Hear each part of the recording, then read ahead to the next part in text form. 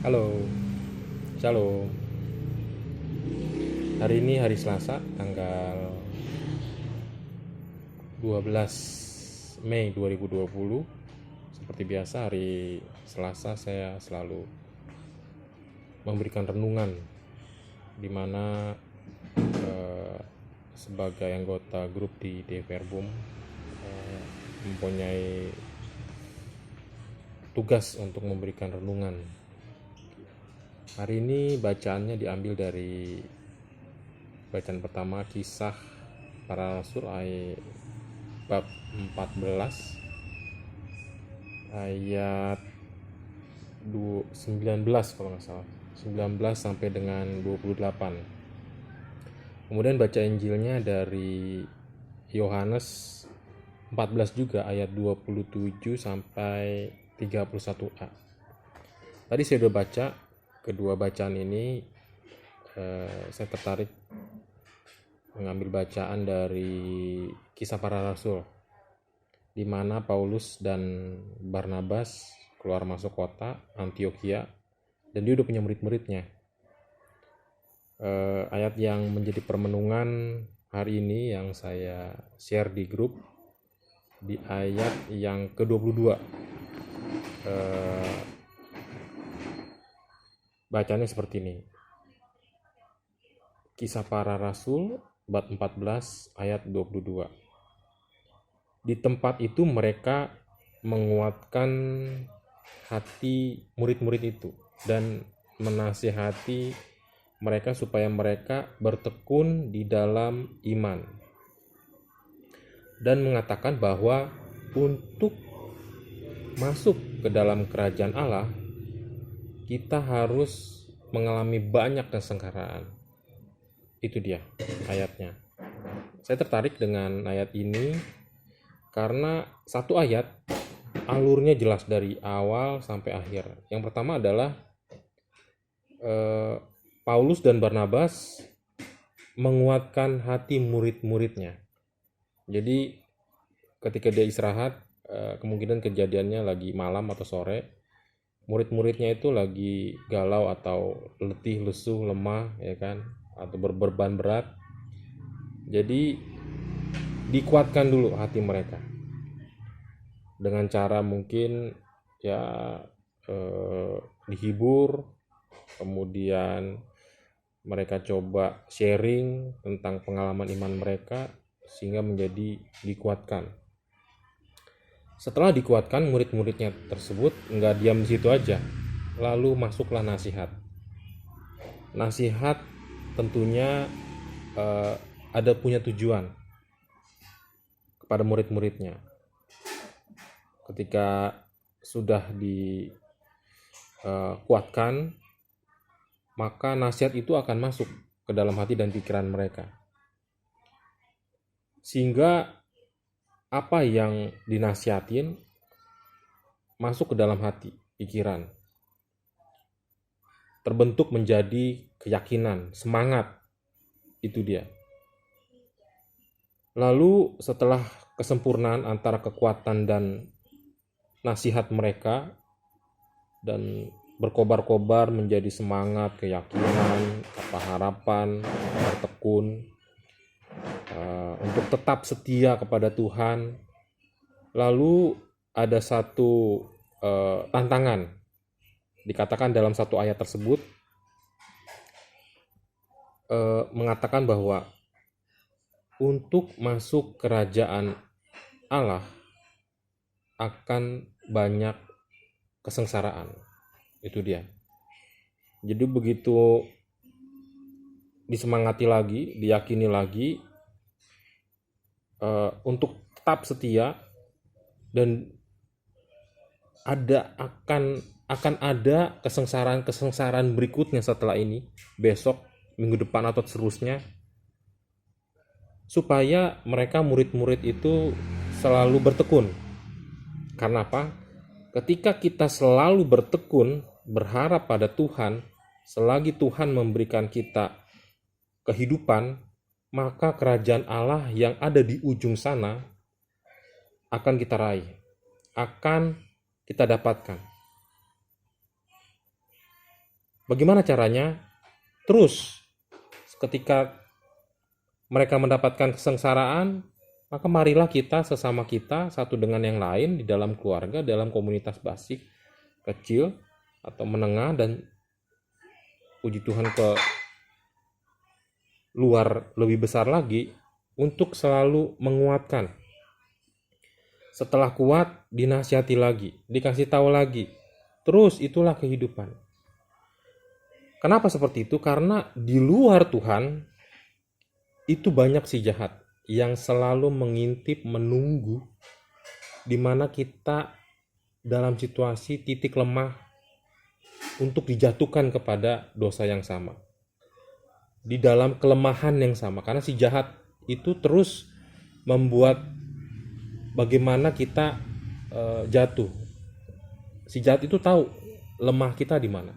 Dia cari titik kelemahan kita. Sehingga Paulus dan Barnabas dalam kisah para rasul bacaan hari ini membuat kita disemangati lagi bahwa situasi pandemik ini, situasi kondisi saat ini untuk terus bertekun. Bisa dilakukan. Bertekun dalam apa? Di rumah. Dalam berdoa, dalam mendoakan keluarga, mendoakan orang lain. Ketika lihat grup yang menderita, kita menyapa Tuhan agar kiranya diberikan penghiburan. Nonton internet, nonton televisi, ada sesuatu, terus itu namanya bertekun. Karena kita selalu setia kepada Tuhan. Pengalaman iman hari ini saya ke Roxy Mas, tempat handphone terbesar di Asia Tenggara. Sampai di sana, saya di parkiran, gedungnya tutup. Yang buka hanya supermarket doang. Jadi saya lihat di situ orang banyak berkeliaran di pelataran mobil dan motor. Jadi saya naik motor, saya parkir di parkiran motor. Di depan parkiran motor saya udah ada kumpulan. Mereka ada yang bawa tas besar isinya handphone, ada lagi mereka buka lapak itu dengan karpet atau alas seadanya untuk memperbaiki handphone. Ada juga mereka taruh barang dagangan mereka di mobil mereka yang bagian belakang, jadi kapnya dibuka, isinya handphone semua. Ada juga perbaikan handphone, tulis di situ perbaiki layar handphone atau servis handphone di situ. Jadi mereka melakukan transaksi, melakukan jasa mereka itu di luar gedung. Ketika itu panas. Ya, kalau saya lihat itu mereka sedang berjuang dalam situasi ini untuk mendapatkan rezeki, untuk melanjutkan kehidupan, untuk dirinya sendiri, untuk keluarga mereka. Terus mereka lakukan. Sedini mungkin mereka terus berusaha seperti itu. Kesengsaraan ini terus mereka lakukan. Ya tentu aja nggak ada AC, nggak ada meja, tempat duduk yang nyaman, atau air minum yang bisa dinikmatin ketika kita mau perbaiki handphone. Akhirnya saya nggak memperbaiki handphone saya karena ditutup karena saya punya langganan. Dalam hati hanya saya bilang pada Tuhan, aduh berkatilah Tuhan mereka yang sedang berusaha, yang berjuang dalam situasi ini. Ya. Saya nggak kenal mereka semua, jadi hanya berkeliling, lihat-lihat situasi dan kondisi. Lalu saya coba komunikasi dengan langganan saya, belum dibalas, akhirnya saya pulang. Mereka semua berusaha. Kita di rumah, kiranya juga ada usaha yang kita lakukan.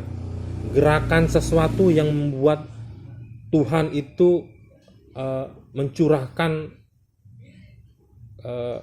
hati kita yang menjadi ketekunan akan Dia. Ketika kita terus berelasi dengan Tuhan, maka Tuhan pun terus memberikan Roh Kudus atau kata suara hati yang terus dikomunikasikan sehingga kita dapat melakukan sesuai dengan kehendak-Nya. Terus sepanjang hidup kita, enggak sedikit pun tidak ada lengah atau bikin jalan sendiri atau keluar dari kesengsaraan, maunya jalan pintas atau terlalu lama seperti ini, kurang menyenangkan atau seperti apa. Ayat ini saya ambil mengangkat dalam kisah pandemik hari ini, maksudnya situasi saat ini. Mari kita semuanya terus bertekun dalam Tuhan. Bertekun agar Tuhan terus senantiasa memberikan kita hati, semangat, kekuatan untuk selalu berbuat baik. Orang yang terkapar di rumah sakit pun, yang hanya bisa melek, lihat kanan kiri tapi tidak bisa menggerakkan kakinya, dia pun bisa melakukan kebaikan.